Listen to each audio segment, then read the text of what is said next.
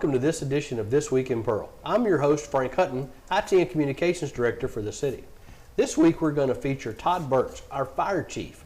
He's going to talk about Fire Station 1 being built, where the old library used to be, and Fire Station 5, the new addition out in Greenfield Village near Patrick Farms. Both of those new stations are almost completed, and they'll be moving in very soon. We're also going to cover a little bit about what the fire rating means, kind of what their staffing looks like, and how they're firefighters and what they do in the community. So you're going to want to stick around for that. Afterwards, we'll talk about a little bit of what's going on in the city. So don't go anywhere. We'll be right back on This Week in Pearl.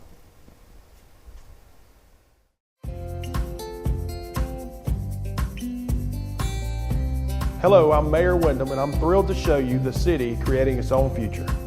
Pearl is located in Rankin County, the fastest growing county in Mississippi, and there's no question why. Access to great schools, even better shopping, and unbridled beauty make Pearl a town that truly embodies its name. And with a truly exceptional team of first responders, public safety is another key component of our success. With fantastic housing opportunities from quaint suburban neighborhoods to gorgeous lakefront properties, there's a place for you here in Pearl. You can't beat the location. Right outside of Pearl is the crossroads of the South, where Interstate 20 meets Interstate 55. From here you can travel anywhere within the state or the country. Or you can choose to stay right here in Pearl to enjoy a Mississippi Braves baseball game or experience the small town atmosphere, community pride, and heart of the local residents. Welcome back to This Week in Pearl. Now joining me, our fire chief, Todd Burks. Good morning, Todd. Morning, Frank. How you doing? I'm good. Welcome to This Week in Pearl. Glad to have you. Thank you. Glad to be here. It's been a little bit crazy over the weekend. It's Monday morning. For those that don't know that we shoot this at 9 o'clock on Monday morning. Lots going on. What's happening this weekend and today? This weekend was really busy. Had a concert Friday night. Had the wildlife extravaganza going on Saturday. We had guys strode out all over the place. So it's been a busy weekend and rolling into a typical Monday. It's just busy already. So I can imagine. I know that with the concert Friday night, I mean, they did get it in after the storms, so they did get that in, and then of course the wildlife extravaganza. Y'all have been rolling. And it looks like a lot of people visited the city this weekend, had a good time, and no major incidents. So it was a good weekend. That's a great thing. I know a couple of times I was feeling sorry for my neighbors because the truck was coming down my street a couple of times. And if you live in Pearl, we're probably coming down your street sometime. They were in a hurry to get where they were going, so I was pretty sure that people were struggling somewhere. Yep. So y'all were answering that call. So anyway, for those that don't know you, tell us a little bit about your background. How did you end up in the fire service? I mean, obviously you're born and raised here in Pearl, but how did you and why did you become a firefighter? That's a great question. So I was a late guy coming in. Did a lot of stuff prior to joining the fire service. I didn't get in until I was 30. And it happened, a good buddy of mine who retired as a battalion chief called me one day and said, "Hey, have you ever thought about being a fireman?" And my answer was, "Yeah, when I was 7, and this was back in 2007 and 2008. And anyway, he gets kind of spurred some interest in me, and I came in looking for a job, and I found another family. I found a career that I love, and I couldn't think of doing it anywhere better than the city of Pearl. That's fantastic. That's kind of my story. Well, I mean, you've done literally, I guess, every role there is. Yes, sir. I started as a firefighter and worked my way up, and am blessed to serve as the chief now. So it's been a great career so far, and I'm looking forward to some better days coming ahead. I think that's fantastic. I notice, and you probably don't, I know you're a very humble man, and I notice you probably don't talk about this much, but I notice your degree hanging on the wall is actually in fire service. Yes, sir. Yes, sir. Explain that a little bit to me. The running joke is it took me 25 years to get my bachelor's degree. So went to school, got an associate's, and then ended up dropping out of school, got married, went to work. Things change when you get married and have kids. It does. Yeah. And so, decided about 7 years ago I wanted to go finish. And so I got in with a college and finished up my degree, and it was 25 years basically from the time I started my degree to the time I finished. Hey, that doesn't matter, but I find that fire service, I mean, is specific, geared towards that, is it not? It is. It's an emergency management degree, and it just helps. It helped me it opened my eyes to the actual things that we do, and I think it helps me do my job.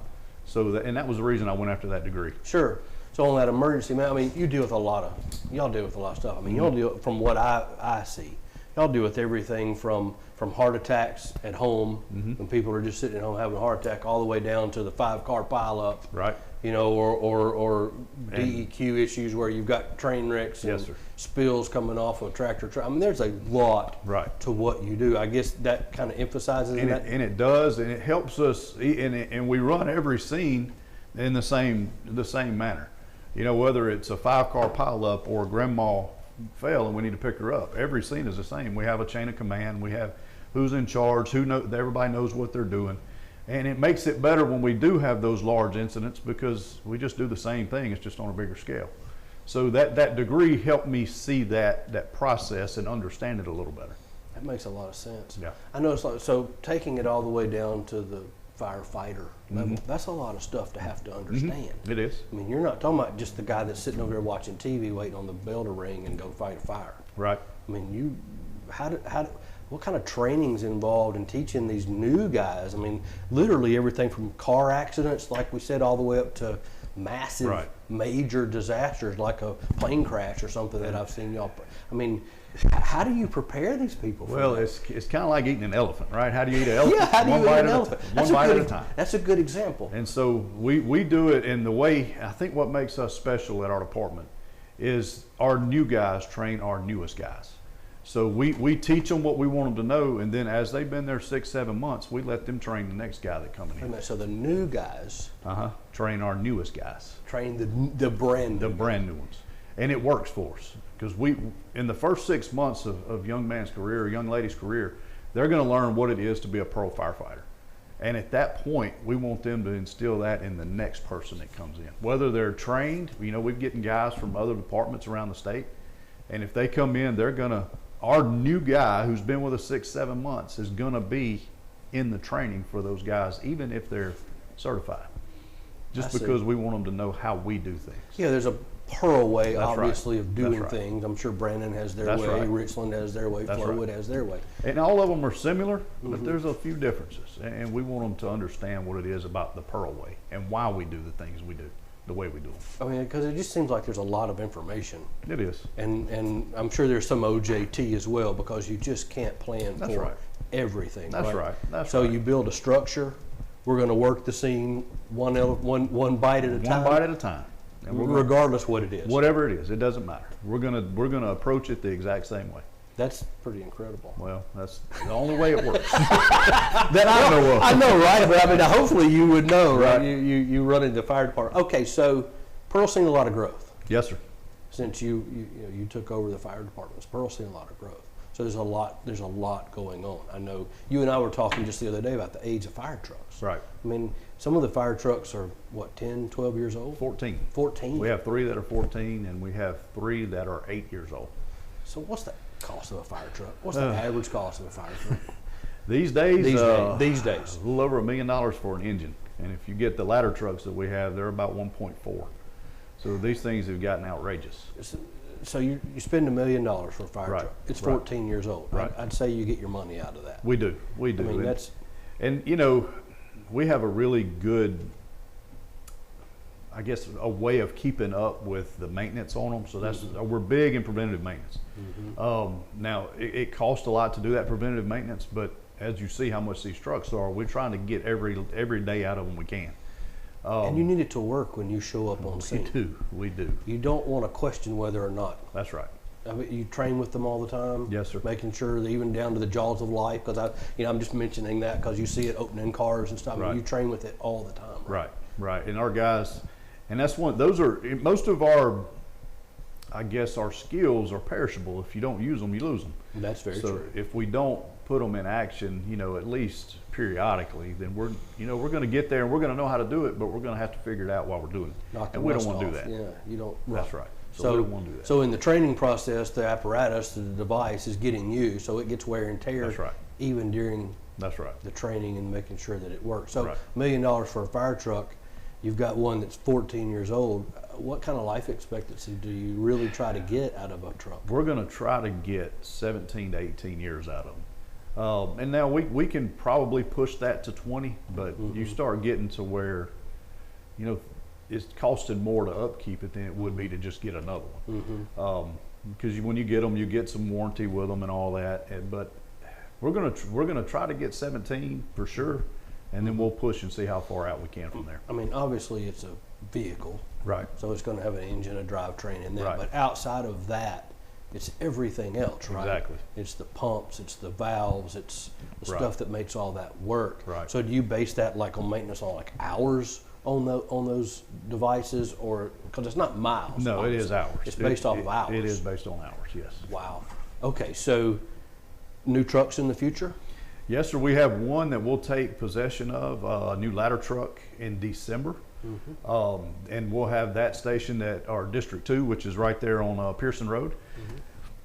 And that helps us with our fire rating, because that gives us that ladder coverage for those high-rise buildings over there. We call them high-rise, the buildings above hotels, 3. right, the above 3 hotels, floors, yes. right. So we have that one coming in December, and we're hoping to be able to purchase a couple of more over the next 3 or 4 years is what we're hoping to do.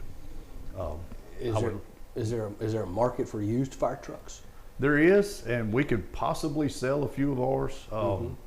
But what we're getting to is we're fixing to add another station. Right. So right now we have 2 reserve trucks, and honestly, this year we have been on those reserve trucks way more than I'd like to have been. Just with things happening. I mean, these, like you said, they're vehicles. They break down. They break down. And so when they break down, we have to have something to be in so we can respond. So my goal is to have 3 reserve trucks when we run 5 stations.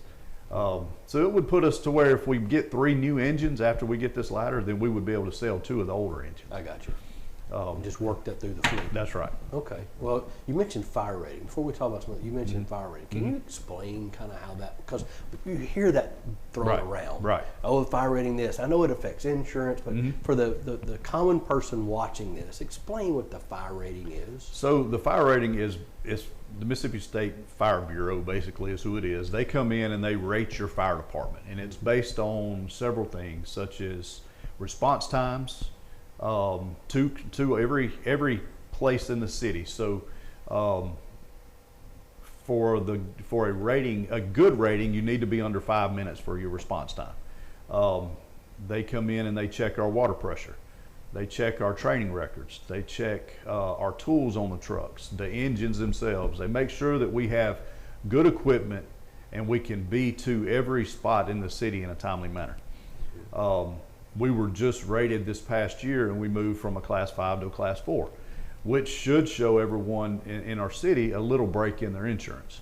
Now, from talking to some insurance agents, they're saying you're not going to see the breaks because there was insurance hikes this year too. So maybe it didn't hike it much. But the rating comes from a bunch of different factors, and they put them in this bowl, and basically you get a bottom number, and that number tells you what your rating is. We were good in everything with the exception of response times. And the only district that we have problems with response times is our District 4, which is out by Walmart, because that district's so big. Right. It covers everything from, say, Amanda Drive all the way to Patrick Farms. And the city knew that. We've known that since we annexed out there. And there's been a plan to put a fire station out there for years, which we're seeing come to fruition now. Right. So that Station 5 is going to help us even more, and not so, maybe not so much with a fire rating, but it gives our citizens that which they deserve, which is a quicker response, because we'll have an engine sitting there right there in your back door, to where you don't have to wait for us to come down cross gates and cross over all that mess. So we'll have you somebody right there. Because that is a mess. It is. It's a lot going on right in there. There's a lot going on trying to cross over the Right. interstate at cross gates. Right. Because that's a heavy traffic It is. area. It is. And it's just getting worse. And it's going to. All the people that are moving out that way, it's going to be more and more. So And as they continue with development out there, there's new development That's going right. in out there right by Home Depot. Right. That's really, that traffic's going to do nothing but and increase. you're exactly right. That road's not wide enough. We're getting that firehouse at the right time. At the right time. So let's talk about that. Where is that new station located so that people would know where it is? It's located on Community College Boulevard, which is right in front of the Hines building out there, the Hines Vocational Building, right off of Greenfield Road. So if you're going down Greenfield, I think there's a gas station on your right. Shell station I think it's right a there? Shell station. You turn right before you get to the Shell station. It's right there. Very nice building that we're going to house an engine in.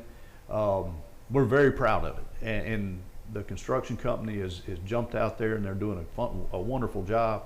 And we're looking to be moving in that thing possibly in December. So fantastic. we're hoping to be able to give our people out there that better service because we'll be right there. So how many people will staff that station? We'll staff it with a minimum of 3 every day. At full staffing, we'll be 4 every day. Okay. So there's 4 people basically staffed on Right. an engine. That's right. And it's just an engine out there. That's right. Not a ladder truck. No. Because you don't need one there, right? No, sir. Don't need one there. It's mainly all residential. That's right. That's right. Since Brandon's responsible for all that That's right. Bob Boyd and all of that commercial district, you don't need a ladder or anything like Exactly. that. Now you have a ladder And so- at Station 4. That's right. So there is a ladder close if there's one needed. Right. But as you know, and talking through it and talking with the rating bureau, there's not one that's needed out there in that area. So we went with an engine for that area. So why the ladder at 4? Because we have those apartment complexes on that end, down there on the other side of Cross Behind Gate. Walmart. and That's all that, right. Right. And you got Walmart. And so they'll tell you, depending on how many businesses you have and how big they are, whether a ladder truck is needed in an area. And so they said we needed one on that end of town, and that we also needed one on Pearson Road into town. So we're finally been able to get that, in place. Now, kind of off topic a little bit, but talking about ladder trucks, Mm-hmm. there is a really big ladder truck sitting at Station 1. Does she get There used is. much? We joke and say it looks great with flags hanging off It of does. it. But it's one of those pieces of equipment that we hope we never have to use it. But when we need it, it's really good to have. It's a 114-foot aerial, that articulating boom. It's really cool to have if we need it. That's a nice truck. It is very nice. When we first got it, we had some issues with it, mechanical issues. We think we've got all those worked out. And it's good to have, and knock on some wood, it's been pretty good for I us. mean, lately. there's not a building in the city that it cannot get to the top of. Is that right? That is correct. That is correct. And so and more than that, it's got that platform on it that, if we did have to do rescues from a hotel or a apartment complex, we can step you onto a platform instead of having you walk down a ladder. Yeah. So that's nice. That is. I've had the fortune of riding in it Yeah. many times, Yeah. and it's amazing how stable It is. It is at 114 Right. feet in the air. Right. Now the boom's 114 feet. That's right. Right, but the truck is also. Well, that's total. Oh, that's right, total from that's the right. truck. That's from total the ground. from the ground. Yeah, That's yeah. pretty. It's pretty high. It is. It is pretty high. And that wind gets blowing, it gets a little hairy. It does. Yeah, I have a picture up there from many years ago when it was fairly new. It's me and Brad Thornton up there. We're looking back, taking a selfie, looking back towards Jackson, and Right. I feel like I can see the curvature of the earth from up there. Yeah, absolutely. See forever. You can see for. Okay, so Station 5 out there by Patrick Farms. Now Station 1. Station 1 over there on 80. For those people that don't know, is in some really bad shape. It is. Right, the It one that is. you're in now. Can you kind Yes, of sir. tell people kind of what's going on with that and why you're building a new one? So back, I want to say it's 2007, we had to come in, and that was prior to me coming on the fire station. But they went in and put 70 plus pillars under that station to try to keep it from moving, because it was just sitting on. We believe there's an underground stream right there. So the concrete or the slab just continues to move. They It's like just floating on water, basically. Basically. what And you're so saying. what's happened is we have some cracks in there that are 2 inches wide. We go upstairs and look, and some of the joists have just torqued. The fascia on the east side of the building is barely hanging on. It's not in good shape. It's not a building that I really like having our people live in, honestly. And so the mayor and the alderman came in, looked at it, and they agreed that we needed to do something. And also that's 16th section land, that's school property, so we pay the school X amount of dollars every year for that property. and so it made sense to go across the street to where the city owned the property, which is where the old library was, and build something. Now, I've had a lot of questions about, why would we build it there? It's in that area is known for bad soil. And I know, I've lived here my whole life. I know that area is known for bad soil, but I also have watched this company come in with this new technology on how they're building these buildings. And I'll tell you, the library was built, I believe, in the early 60s. I could be wrong on that, so don't quote me. And there was not much steel put in that foundation at all, because that was one thing I heard was the library fell in. Well, it did, but there was not as much care given to the foundation. So that was one of our big things. We were up there every day when they were working, and I don't remember the exact footage of steel that's in the slab, but it's a crazy amount of steel that's in that concrete for that slab. And those guys are, of course, now they're building it, but they're telling me this thing's not going to move. So of course my answer is we'll see. But I'm praying it does not move, because good gracious alive. Yeah, right. So we needed that station for number one, for the safety of our people. Now that building looks like it's in good shape from Highway 80, but it's not. If you come inside, we can walk you around and show you. You can just ride in the parking lot And see you massive can. gaps that y'all have to keep filling. That's right, and we've put quite a few dollars back into that building to try to maintain it. And at this point, you start throwing good money after bad, and so it was time. You're talking about twisted metal Yes, sir. joist Yes, sir. in the ceiling. Right. That's a lot of pressure. It is. So that's a steel building. right. And so I know how it looks from Highway 80. Like I said, it looks like a good building from Highway 80. Just come inside and take a look.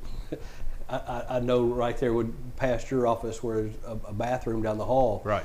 There's cracks sometimes large enough I could slide my hand in there. You can. That's exactly right. That's pretty bad. It is. That's it's not in pretty great bad. shape. So Station 1, what's it going to look like? So it's going to be very pretty building, but we did not go crazy with it. It's basically a metal building that we've put lipstick on the outside of to make it look pretty. We're going to be I'm very proud of it. But I want everybody to know that we did not go out there and just build a Taj Mahal. We wanted to be careful with the city's money. So we had a plan that we put together, and with that being part of the plan was let's not go crazy with this thing.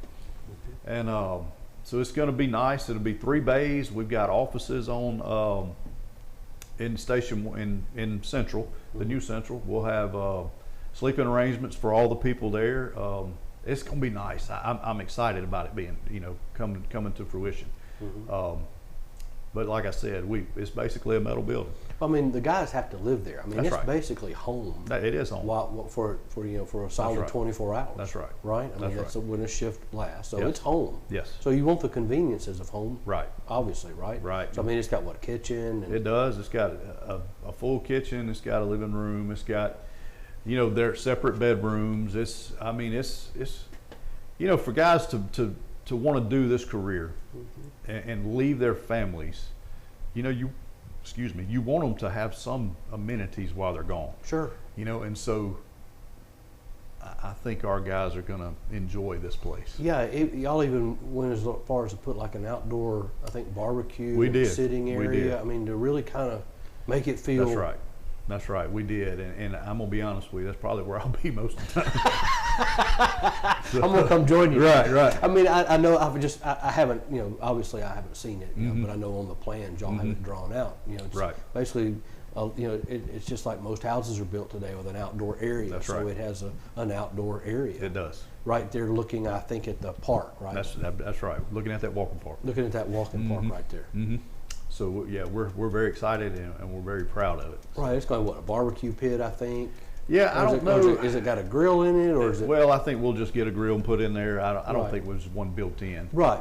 But it'll be a covered area. It'll be somewhere where the guys can get outside and because most of our people are outdoorsy people. They don't want to just be shut up in the house. Right. So it'll give them a place to go sit. Yeah, because none of the other stations really have that. Well, so we've got one at Station 2 that our people just built.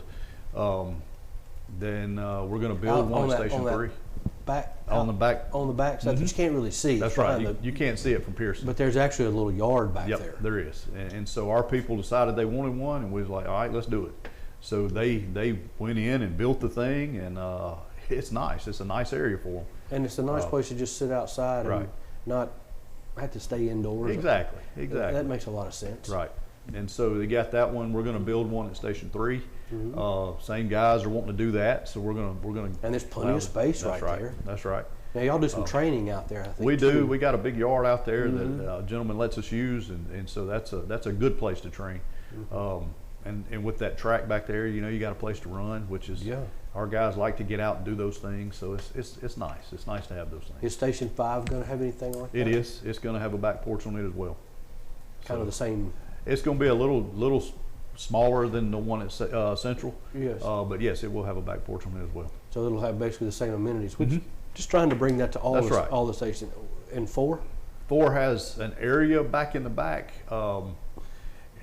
We have so much stuff parked behind I was 4. going to say there's a lot of stuff parked back Yeah, there. and so that's going to be a hard one to do. But once we open these new stations, then we'll be able to move some of that stuff away from 4 and then give those guys that area back. Yeah, right. So right now we've been a little cramped with places to put things. So you're growing. How many's on the staff right now? So right now we have 58 in combat, and then we have 5 admins. So we've got 63 total. We're looking to get to 64 total. We're looking to get to 69 eventually. That'll be our full staffing. So we're 70 people, moving that's good. a lot of folks. It is a lot. It is a lot. That's, I mean, you're talking about adding what, 12 more just to Station 5, right? So no, we're adding 6 more to Station 5. We're gonna take our rescue and move them out to Station okay. 5 with the new 6. So yeah, it's exciting times. Yeah, it sounds like it. Yeah. One last question. Okay. That you've got a lot of stuff that y'all do in the community that I don't think a lot of people maybe even notice. But with school getting ready to get started, y'all do a little school program. Can you kind of So- shed a little bit of light on what that? Because I know y'all go to like the lower, like We the do. elementary schools, and reason why I mentioned this is you said I wanted to be a fireman when I was 7. Right. So this is where that kind of comes in, right? Right. Because Yeah, you you're have right. you have a guy that gets dressed up, and Yes. So tell us a little bit about that. So program. we do this in October. That's fire prevention week. Right. And so we'll go to the schools. We can just coordinate with them on when they want us to come, and we'll go and we'll give talks to the kids, and we'll go everywhere from the ECEC, which is pre-K, into the kindergartners, first grade, or second, third grade. We go up to 5th grade, and it's just a lot of fun. We get out there and we talk safety with them. We talk fire prevention. We talk about stop, drop, and roll. We'll bring the new Sparky out and let him talk to the kids, and they love that, of course. Yeah. And And they get to see the truck. they do, and they get to see us. And we put their teachers in our gear sometimes too. Oh, really? And so what we want to do is we want them to, if they're ever in a situation where they're in a fire, we don't want them to run from us. We're going to breathe that air in front of them so they can hear it. We sound like Darth Vader, Right. breathing that air. So we don't want them scared. So that's one of the reasons we like to do it, is because they get to see us, hear us, and know that, hey, we look like this, and then we just put this stuff on. I get it. And so Desensitizing that's right. them, basically. That's right. We want Is them really to what it's see us for. as people. Sure. So- You're not scary monsters walking Exactly. in with this fire going on. Exactly. I get it. And it's good for us too, because it gets us out in the community. We get to see our people, which is that's who we're here for. And so we want them to know that, hey, we're here, we love you, we care for you, and we're going to be there if you need anything. Well, y'all just do a lot more than just touch a truck. Absolutely. I mean, Absolutely. y'all do a lot more than just that. And we do. And it's funny because I walk in most days and there's another event form coming in. All right, guys, Hey, let's go do can you it. be at this one? Right. We've got one coming up, 811 Day, actually, Right, and- coming up just around the corner. And I wrote that event for myself, so we'll be there. So, where people get to come out That's and meet right. you guys and see That's the truck, right. and the kids get to kind of play on it and that kind of stuff. Exactly, and I think they're going to feed us, so we'd be loving to be there. Right. Man, Now, I hear firemen don't shy away from food. we're not going to. We love to eat, so if you want to bring us something. Stop by and see Right, you. Your office is where? It's 3603 Highway 80 at Central Fire Station. And I guess your door's always open. It is always open. If it's closed, I'm probably not there. Well, I know I was over there the other day, and I noticed that just one thing that you guys provide, and I'm sure it happens all the time, but while I was there, a car drives up, lady runs inside, got another passenger in the car experiencing some pains and Right. chest pains. I guess that happens a lot, doesn't it?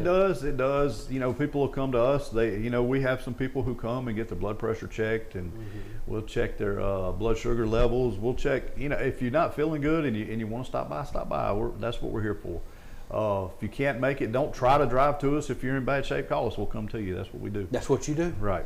I'd be amiss if I didn't. Pafford Ambulance Service. We don't run our own ambulance No. services here. Most cities don't in Right. Mississippi, right? I think there's only a few that actually do. I can only think of a couple. Yeah, but because my sister-in-law was on Vicksburg Fire, and of course she worked for Vicksburg Fire, and they Right. ran their own. But Pafford, they actually station at a couple of our They do. stations, right? We have a Pafford crew that's stationed at Station 2 on Pearson Road, and one that's stationed at Station 4 out by Walmart. Is that going to stay the same, or the addition of 5? Are they going to move to? Well, I don't know. We hadn't worked all that out yet. So we're in talks with Pafford, and we're just trying to figure all that out, how that's going to look going forward. It's very beneficial having the ambulance service stationed in Pearl. It is. That's- And we've got a really good working relationship with those people, and they do a good job, and we're happy to be in I guess in cahoots with them. Not cahoots, Not but right. we're happy to be in a working relationship with them. So yeah, they do a good job for us. And I'm sure we have a lot of Pearl paramedics that actually work for Pafford. We do. We have several that do that on their days off. So it's it's a give and take there. And I said the last question, but that just leads me to one other thing. Oh my! Paramedics. Yeah. I mean, Pearl, people might not know this, but you have paramedics, certified paramedics that you send to school on literally every shift, right? Yes, sir. Yes, sir. That's And we're almost to the point to where they're on every truck on every shift. wow. So it's that's something we're very proud of. We've got guys who are willing to go and give up. It's a year long.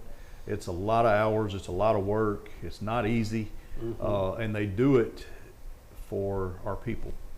Now, of course, it gives them something extra they can go do on their days off, but they're doing it for our people in our city. Our guys love our people in our city, and it's something that I love about them is, most of everything we do is to better our department for our people.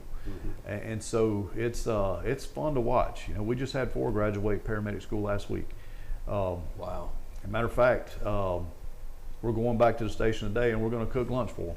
Yeah, right. So, just kind of tell them, hey, we appreciate you. We appreciate the time you put in, the effort you put in. And so, that's something that we're proud of, and we want to do that for them. I mean, the fire guys are usually the first ones there. We are. They're going to beat the ambulance. That's right.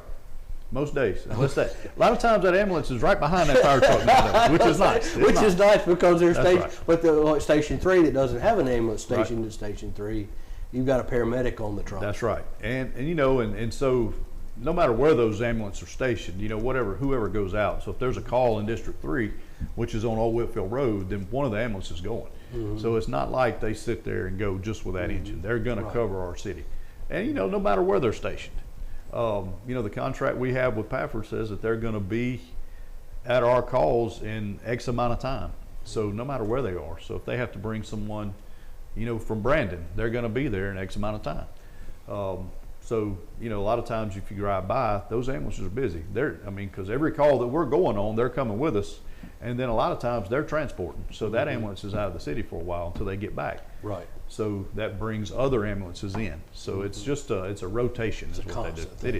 It is. It's like watching a musical symphony, I would imagine. If you could just be an eagle Yeah. looking down and just watching, I'm more like musical chairs. But Well, Todd, I definitely appreciate you bringing us up to speed on what's going on in the fire stations today, and I think y'all are doing a fantastic job, and we're just glad to be here to support you. Thank you, Frank. I appreciate it. Doing that very thing. So anyway, we've had a great conversation today with our Fire Chief, Todd Burke, so you definitely want to share it with your friends and let everybody know what we're doing. We're going to step away just a second. When we come back, I'm going to update you on everything that's going on in Pearl this week. We'll be right back.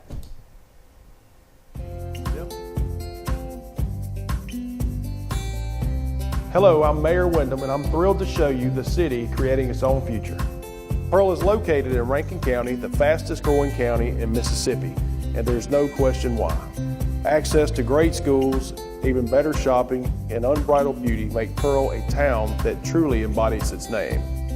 And with a truly exceptional team of first responders, public safety is another key component of our success. With fantastic housing opportunities from quaint suburban neighborhoods to gorgeous lakefront properties, there's a place for you here in Pearl. You can't beat the location. Right outside of Pearl is the crossroads of the South, where Interstate 20 meets Interstate 55. From here you can travel anywhere within the state or the country. Or you can choose to stay right here in Pearl to enjoy a Mississippi Braves baseball game or experience the small town atmosphere, community pride, and heart of the local residents. Welcome back to this edition of This Week in Pearl. I'm Frank Hutton, your host. We want to cover a little bit about what's going on in the city of Pearl. So recently, Hinds Community College just announced their new health complex where they had a groundbreaking over by the Muse Center. That's where it's going to be built. This will house Hinds' new nursing school and other programs. It's a $50 million investment. Mayor Jake Wyndham called it a game changer here in Pearl. Said Hinds President Dr. Stephen Vasic is thrilled. He said, we're improving nursing and allied health programs to change lives. The 160,000 square foot floor complex consolidates campuses and prepares for future growth. Funding support from legislators and Rankin County has ensured that this state-of-the-art facility is going to be built right here. Now, also coming up this week, school starts August the 1st. So that's a Thursday. So if you're watching this on a Friday, school's already started. But school starts back to school August the 1st. As my wife and I used to joke about, it's the best time of the year. Also coming up, we have a special election on August the 6th. That's going to be for Pearl Alderman at Large as well as Ward 6. So if you don't live in Ward 6, you're not voting for anybody but Alderman at Large. So I know that they're going to be holding one precinct. It's going to be in the community center on August the 6th from 7 until 7. So you'll be able to come down to the community center and vote here, Alderman at Large and Ward 6 if you live in that district. And lastly, on August the 10th, Mississippi 811 is holding one of their exciting times. It's called Before You Dig, but they're holding an event at their offices at 200 Country Place Parkway. There'll be a blood drive going on there. They're going to have a bounce house and some other stuff for the kids. There's also a free lunch served there from 11 until 1. So if you've got time, drop by Mississippi 811 offices at 200 Country Place Drive. The fire department's going to be there as well as the police department, so the kids will also get to see and touch the trucks and talk to them as well. So a lot happening this week in Pearl. So glad you were able to join us. Until next time, I'm your host, Frank Hutton.